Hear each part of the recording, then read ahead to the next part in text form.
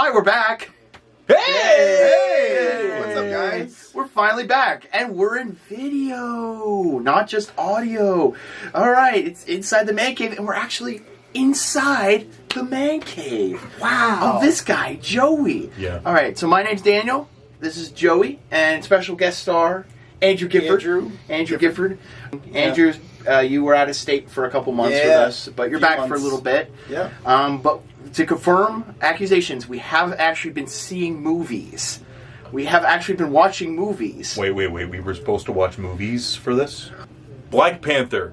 Ryan Coogler, who we like from Fruitvale Station, Creed, which is the great revival, the Rocky franchise. And now, he, as of today, he is the producer of Space Jam 2. Which is a very exciting franchise from all of our childhoods. Not me. Not you? I was a back in action child myself. Okay, well. All right, but we'll talk about that. We'll get back to that. But now he's been going, slow but steadily up the ladder. And for his third film, he directed a gigantic Marvel Studios production, Black Panther, and boy howdy, this really exceeded my expectations. I think it exceeded everyone's expectations. It's crazy that this movie attracted not only, big Marvel fans, but also people who have never seen these movies. Even like people who are way, way older. Even old people were like, I gotta see this movie. One of the things I love about Black Panther the most is how, it's a big budget movie. It's easy for the director's voices to get lost in these kinds of films, but it really is a Ryan Coogler movie. Oh, yeah. And, it really shines through. It feels like it has a message, Yeah. It has things to say. He's got a Funko Pop for every situation. Yes. And then, it's just a really crowd-pleasing movie, and I think Wakanda's a great, location, or Wakanda exists, guys. Yeah, it's real. It's really impressive how they take a lot of the original Stan Lee and Jack Kirby-esque designs and incorporate it with this whole sort of, not really seen in theaters a lot, this Afrofuturism kind of way. Like, this is what would happen if a high-tech futuristic city did happen in the middle of Africa. You'd still have that kind of design and stylistic look to it, even though it's like years advanced of everything else. One thing I gotta say, though, usually with the Marvel movies, I feel like more times than not, the hero is the best part. This is one of the few exceptions where I think the villain really... Oh, yeah. The two villains here steal the show. Yeah. Obviously, Michael B. Jordan as Killmonger. Of course. I love the scene with him talking to his dad in, like, the spirit. Oh, yeah, The thing with him, he makes me think of very much of Magneto, where I feel like a lot of people, where I don't really think you should take his extreme viewpoint, but I feel like a lot of people will sort of can understand where he's coming from in a lot of ways. It's the first time you get a villain where the hero actually understands where he's coming from. Mm-hmm. Not to his extreme, but he does, chastise the people who made this mistake before him. And, basically, one of the best scenes in the movie is when he's yelling at all the elders that they're all wrong. The villains in Marvel Cinematic Universe films have not always been, their strong suit. So with Killmonger... They've been getting way better, though. They've been getting way better, yeah. Yeah, especially this year. Phase 3. We got two really good villains this year, especially, Phase 3. We got a lot of really good villains. CGI, not the best.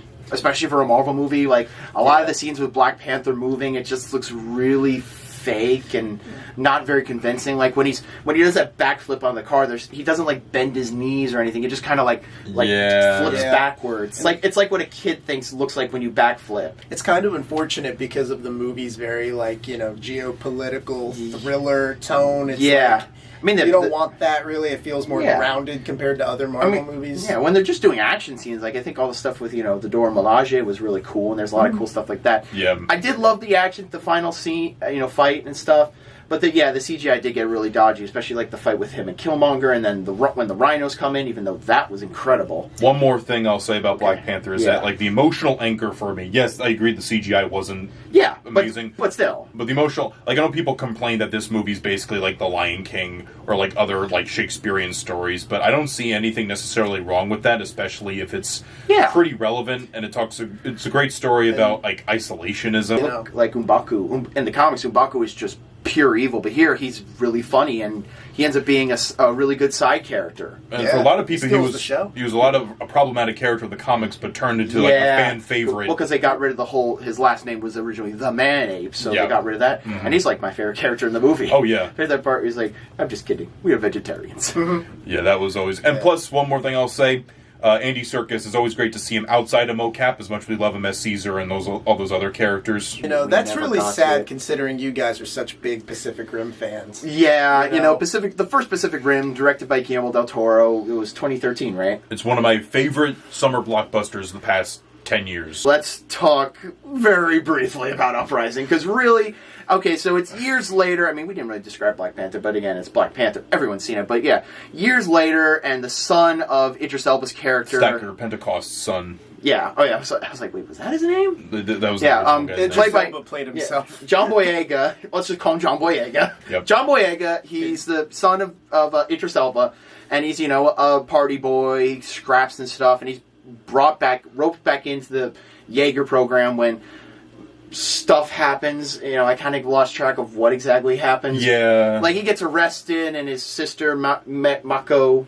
That's it, Mako, right? Mako, yeah. Yeah, I keep forgetting. I know, your girl. Mm-hmm. She ropes him back into the Jaeger program. He trains this young girl who created her own Jaeger. My favorite character of the whole movie was that little girl. Yeah, she was really good. But then, oh no, there's now evil Jaegers, and, Charlie Day and the... God, what was his name? Not Charlie Hunnam. Charlie Hunnam wasn't even in this? No, he was not. No, and then the other... Charlie Day and the scientist? Yeah, the British scientist, you know what I mean? Who from the first movie came back? Charlie Day, the girl who played Mako. The Burn Goran, I forget what his name. I think it was Burn Goran. Yeah, he was been in Game of Thrones. You've seen him before. Yeah. Well, I thought I saw Charlie Hunnam in the trailer, but I guess that must have been that generic evil, bully guy that, Idris Elba's talking with. And then, there's a big twist. Oh my God, the kaiju are coming back, and really this movie's just a series of pretty decent action scenes, but there's no character, no sense of urgency. Where the first film, you really felt like this was a unique world where you wanted to know what happened. Here, it's just kind of like, we really don't care. The kaiju comes so late into the game, it's just awful. It hurts that Guillermo del Toro didn't direct it, right? Oh, if he did, this movie probably would have been at least a little bit visually interesting. Yeah. I do like that they had the Jaegers in the daytime. Yeah. It's not all set at night. I like that the Jaegers had cool, different powers. Like, one had, a laser whip. Another one had, a big ball and chain with spikes. That was neat. It was cool. There was some cool stuff like that. But overall, it was just kind of I'll say this much. It does feel like visually, it feels like something it would continue off of the first one. Yeah. So I'll have to give it compliments on that department. Yeah. But as far as a story, it was really disappointing for me as somebody who saw the first one. Yeah. I was about to say, the idea, that was pissing me off, the sequel that they want to have after this sounds more interesting than the movie that we got. Oh, yeah. Yeah, pretty much. All right, moving on. You guys take it from here. I didn't see this movie, Isle of Dogs. I didn't see it either. Joey. Okay, so Wes Anderson, stop motion. I love Wes Anderson. I loved Fantastic Mr. Fox, which is their stop motion film. All right, get through this quick so we can get to Jurassic World. Okay. The real cinematic movies. Visually, it's impressive. I loved the first half of the movie. The music was great. It takes place in Japan. Basically, a bunch of dogs on an island because they got diseases now, and a little boy tries to find his dog because, he's this man's best friend. The only thing I really didn't like about this movie is there's a character, the heart and soul of the movie, and that's why I found this to be one of the weaker Wes Anderson films. So you're a monster, Joey. Yeah, I know. I didn't love this movie as much as other people did. Sorry. Well, you get a hint. What are you doing? Oh, we got it. Were you going to do the transition? I was going to do a thing. Joey was going to grab his NES Classic Edition to transition into Ready Player One. Ready Player One. The movie we saw instead of Pacific Rim. Much better choice. Based on the book by Ernest Cline. This book and this movie are basically about a world where, typical dystopian world, everything's turned to shit. There's garbage everywhere. Ohio is one of the biggest cities in the world because people stack these trailers on top of each other. And the only place that's worth checking out is this place called the Oasis, which is the coolest virtual reality heaven ever, where you can be whatever you want, you can do whatever you want, you can, climb Mount Everest as Batman, go to an entire vacation planet with big, giant 100-foot waves. You can take part in big races and stuff like that. And the guy who created all this, he makes like what he calls an Easter egg in the game, where if you find the Easter egg, which you need 3 keys to get the Easter egg, you unlock complete control over the Oasis and like a controlling interest in his company. But the first person to find a clue on it is a guy named Parzival, aka Wade Watts. Wade Watts, yeah, played by some Ty guy. Sheridan. Ty Sheridan. Cyclops. Cyclops. Yeah. He did have that thing on. He had a visor and he had the big lips. That's how I remember him. Just real quick, favorite Easter egg from this movie? Oh my god, there's so many. I'm gonna say Easter egg. It's hard to say because like some parts you're just like blatant, like, oh look, there's the T-Rex from Jurassic Park just there. King Kong shows up in the big race. The DeLorean has a big presence. Oh yeah. Although it was cool in the book, they actually it's a weird. The book, I've heard weird things about the book. I own the book. I own 2 copies of it thanks to Loot Crate. And like I've heard weird things like the DeLorean, like it was part DeLorean, part kit, and it had Ghostbuster logos on the side, which is crazy. But oh man. And then the ending with Iron Giant versus Mecha Godzilla. Yeah. I'll say my favorite Easter egg in the movie was the character of Daito. Oh, yeah. Because I'm a huge Seven Samurai fan. This actually connects to Isle of Dogs because they play a track from Seven Samurai. That the character of Daito, his avatar is a samurai and his face looks like Toshiro Mifune. Which is pretty impressive. The whole second key sequence with The Shining was I love that. Really impressive. That was impressive. I loved it. I really liked the first key sequence where he sees basically the mechanics behind how the race operates. Like the T-Rex lifts up into the set. It's like in a video game. If you go like beyond the barrier, you can see like little like HUD zones and stuff, just kind of like in the outside of the world and stuff like that. The third key sequence was really cool. I liked the whole adventure and that kind of thing. I thought the characters were okay. Yeah, from what I've heard, a lot better than in the book. Yeah, same. I'll say probably my favorite character was Artemis. Oh yeah, she felt like the most like a human being. She was really good. I liked H myself. I did like the twist with that character. And Ben Mendelsohn's really good. He was pretty cute. Good. That guy's pretty much made to be a villain. Right, 4 down. Next up, Rampage. George! More video game. More video games. Probably, I know people say this all the time, but this is probably the best video game movie that's actually based on a video game. Yeah. Because other than that, video game movies that aren't based on specific video games, like Wreck-It Ralph, The Last Starfighter, Tron, Ready Player One, they're, obviously much better than this, but of all things, Rampage. Rampage, based on an arcade game back in the 80s, made by Midway. Features 3 monsters. You just beat the hell out of buildings, eat people, destroy helicopters, and that managed to make a pretty fun movie. Yeah, well, what I love about it is how self-aware it is. It knows what it is, and it's a Dwayne Johnson action, comedy type deal. Let's see. So he did Jumanji: Welcome to the Jungle. He did Rampage, and then he's going to be doing the Jungle Cruise. Dwayne Johnson really loves the jungle. He loves being in those outfits to show off his pecs. I'll say the other highlight of this movie, not counting the monster battles, is Jeffrey Dean Morgan. Oh, yeah. He was hysterical. He was great. Yeah. Yeah, I'm doing a Jeffrey Dean Morgan impression right now. He just slouches back. He leans everywhere. And the monsters, I thought the CG looked pretty good. Especially, one thing I liked is the connection between George and Dwayne Johnson. Yeah, they actually used an actor for motion capture, so I was just impressed that they did that. Yeah, the relationship between them, I think, is really like the core, the emotional hook of the movie. Speaking of emotional core, you know what the scenes with them reminded me of? Mighty Joe Young. Yeah, a little bit. Last thing about Rampage is the middle is really slugs. When they're just building it up, Joe, we're almost halfway through. And, things feel very perfectly balanced, as all things should be. Next movie, Avengers Infinity War. Yep. Oh, man. What did you do? For the head. Avengers Infinity War. Yeah. There's been so many movies. Yeah, at this point, like, if you haven't seen the films leading up to it, that's on you to watch them. That's what I've been annoyed when people are talking about the criticisms of this movie. Like, they're like, this movie's nothing but all action, no substance. I'm like, there have been literally 10 years of movies. Like, it's like watching the penultimate episode of a TV show. It's like watching. Exactly. To me, this was like the movie equivalent of watching episode 9 of Game of Thrones, where stuff goes down, But the most important key to this movie is that, yes, we don't get too many character arcs from the main cast, with the exception maybe like Thor and a few other people. Gamora, especially. But this is really Thanos' story. This is really the story, Thanos' hero's journey. And Thanos, kind of like Killmonger, he has like an understandable motivation. He's sympathetic. Like, he's sympathetic, exactly. You don't relate to his methods, but it's kind of like, it's exactly like Doctor Doom, where like his methods are bad, but what he's going towards is understandable. And you know, it's really surprising how deep they really go with Thanos. Like when Josh Brolin talks, you're just there, like the theater's just completely silent when he talks. Oh, you know? Dude, his presence like is strong. Like he's so good, but yet when he's standing next to Gamora, you can feel like he's like humbled by her. It's really good. The motion capture in this movie is incredible. Yeah. You know, because like his face, you know, Josh Brolin's face actually like comes through. It's not caked in CGI. No. They really just go, well, this guy already has an awesome face, so we just got to add a little bit of purple to his face, and that's pretty much it.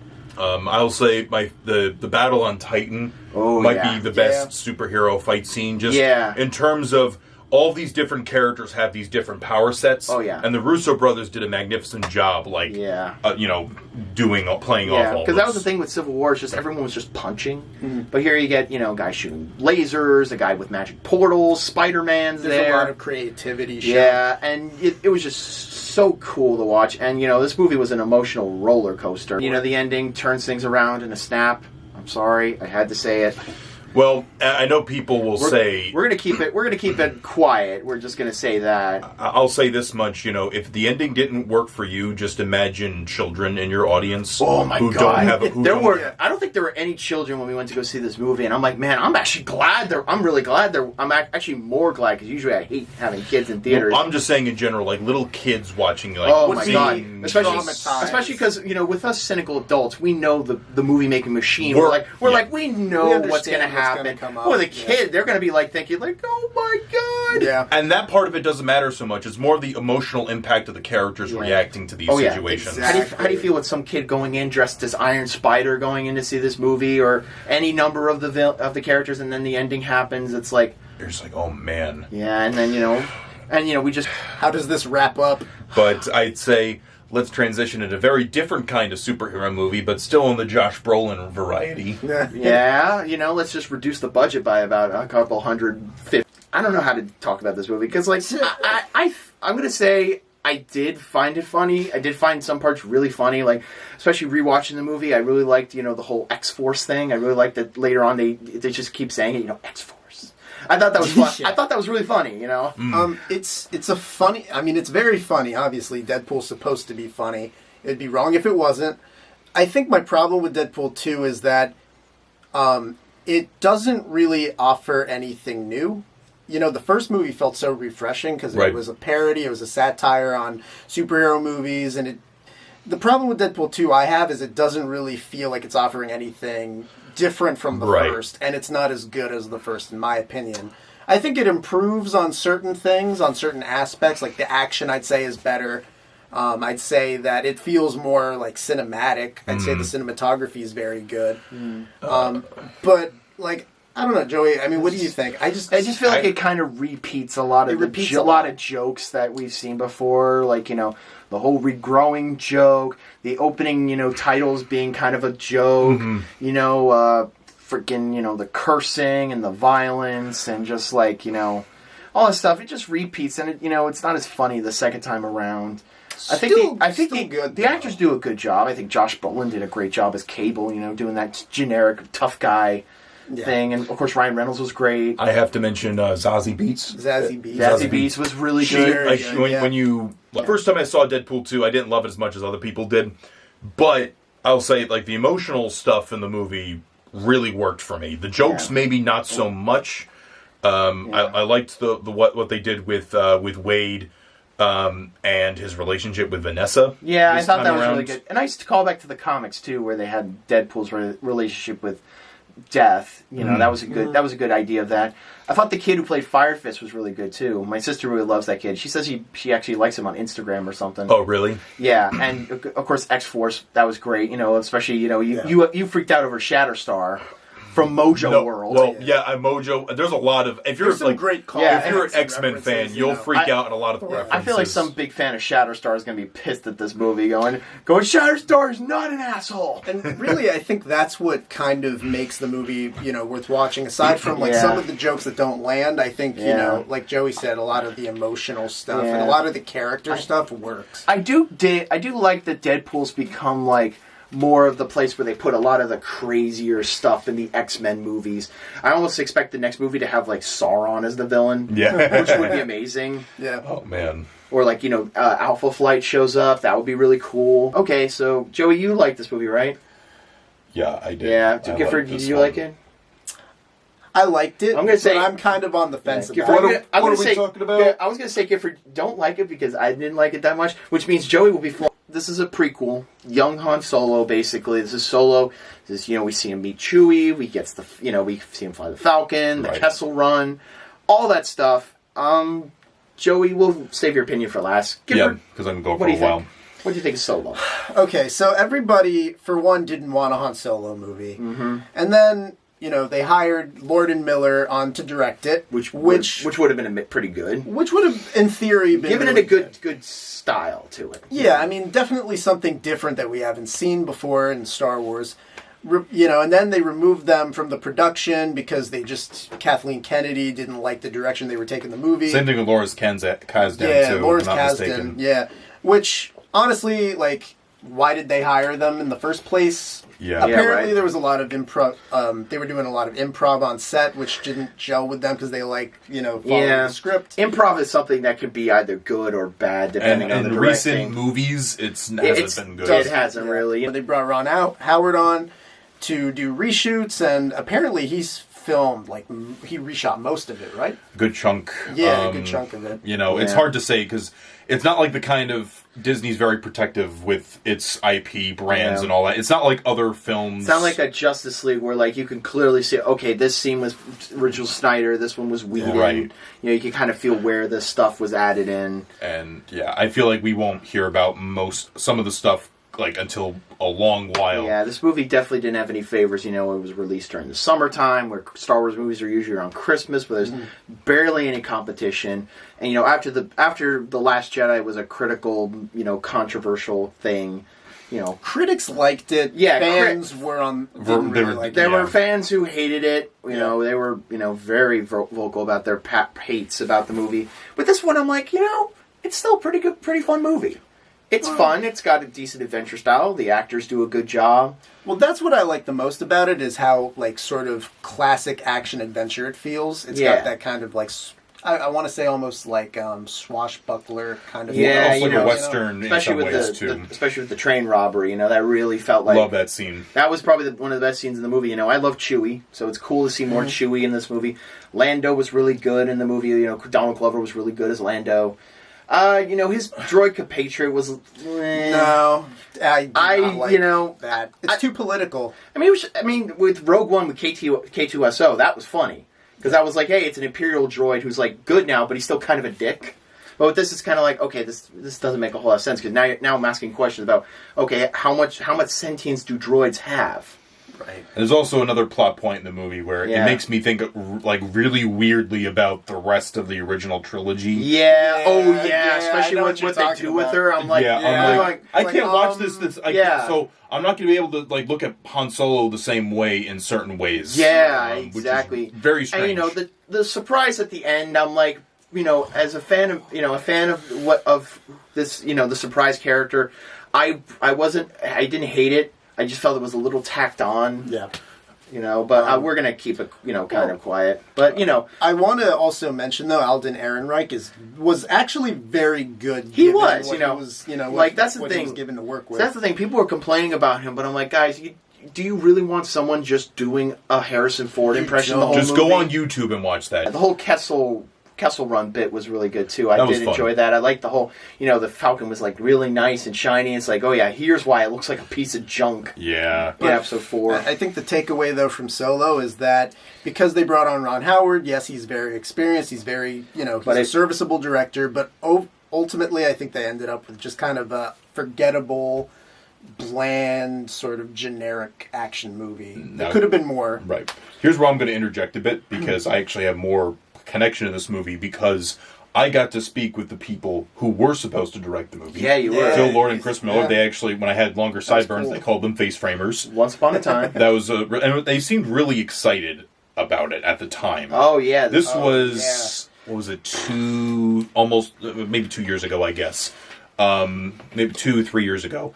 And so I was following this for a while. I mean, to me, like, I don't want every Star Wars movie to be about the apocalypse or the end of the world or a doomsday machine. Yeah. So that's why I really liked Solo, because the end of the movie isn't a giant bombastic space battle or an epic saber fight. It's a showdown in a room, basically. Yeah. And I gotta talk about, like, I know people give crap to Emilia Clarke. I really like that her character wasn't the typical Star Wars lady. Yeah. We haven't had too many, like, femme fatale types in the Star Wars movies. So She's very, like, noir, damish kind of thing. Yeah, you know what I mean? That's a word, right? Noir, damish? noir damish. Why? I know what you're saying. Yeah, she's very much like that noir, she had legs and went all the way, that kind of thing. And actually, you guys we were talking earlier about the Marvel TV shows announcement with the Disney streaming service. Again, we'll talk about that. I think Solo would have been a great streaming service. Oh my, yeah. You know what? Think about it like that. I could see that. To me, this was like a pretty solid pilot episode. Like, how about, here's Solo, he goes on missions for Jabba the Hutt, that kind of thing. I'm going to throw it out there, because this movie did kind of bomb at the box office. It bombed. What if they continue the Like, adventures release, of Solo on streaming Alden service? Ehrenreich, get him. He's probably not super expensive. Yeah, you don't have to, just do a couple interiors of the Falcon. That's The movie ended in a way where I feel like you have to continue it in some cool seeing this with, like, people my age, Right. like, all going, oh, hell yeah, Incredibles 2! Well, also, too, so many movies are coming out now where it's understandable if you miss, like, a few, Yeah, I guess so. But Incredibles 2... Incredibles 2, what do you guys think? Very entertaining movie. Very good.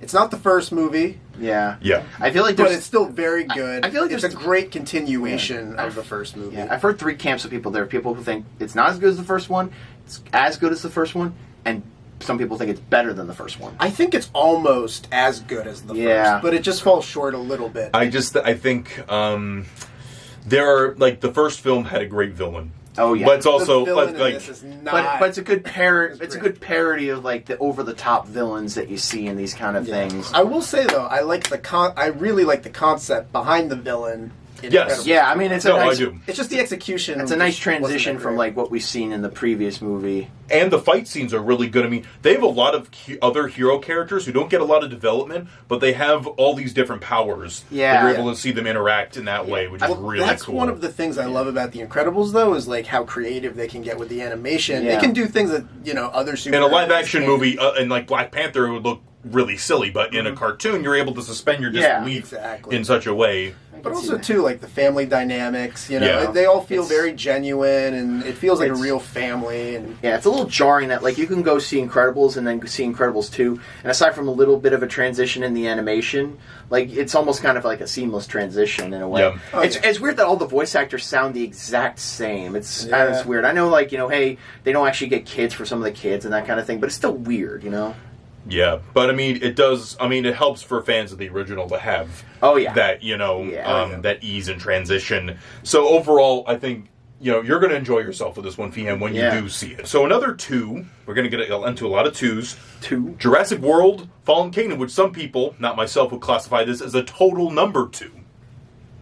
oh my god, a number 2 pencil. No, Joey, you were so preoccupied with whether or not you could make that joke, you didn't bother thinking if you should.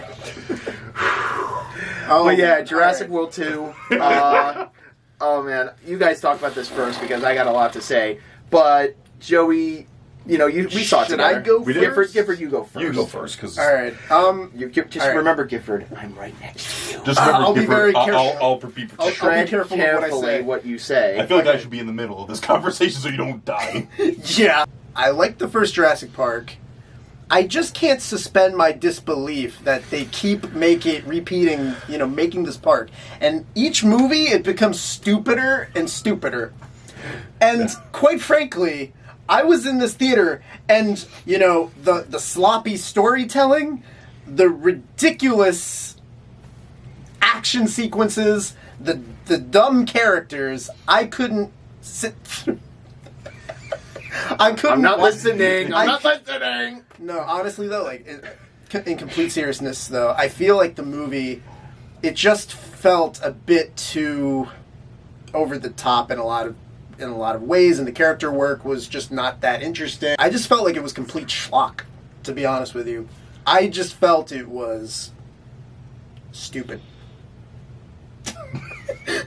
J.A. Bayona does. I wish he had a better script. Because the action scenes that he does, that's what I'll say, are magnificent. That's why I like this a little more than the first Jurassic World. Because the first Jurassic World, we were like, oh, hooray, we get to see the park open. Yeah, and you see it for like 10 minutes. 10 minutes. 10 minutes, and then the Indominus breaks down. It's like, okay. That's it. Back to the chaos. Back to the basics. This one, I think, is a film that I think more than any of the other Jurassic Park films, except for the first one, changes the status quo so much that the third film inevitably has to be drastically different from things we've seen before. Like, because literally, I'm not spoiling anything, the island blows up. Yeah. The island is gone. The park is gone as a tagline. Yeah. Which is a great tagline, because now you're just like, you're not just going back to an abandoned theme park or anything like that. Oh, there's a third island of dinosaurs. No. If they do that, then then I'll completely disregard. Well, there are 5 islands. Well, the 5 deaths. Well, we're not gonna. I hope they don't get into that too much, because honestly, I just hope they go with what they had ended this movie on. Yeah. The implications that this movie ended on, and what Jeff Goldblum essentially bookmarks the movie with. Yeah. Bookmarks? Bookmarks. Bookmarks. I know I said all that, but I will say that the directing does almost save the movie. Yeah. You know? It doesn't make it completely terrible. All right, Feehan, please. I want to get in your. You're the big Jurassic Park don't listen guy. to the troll here. Don't feed the troll.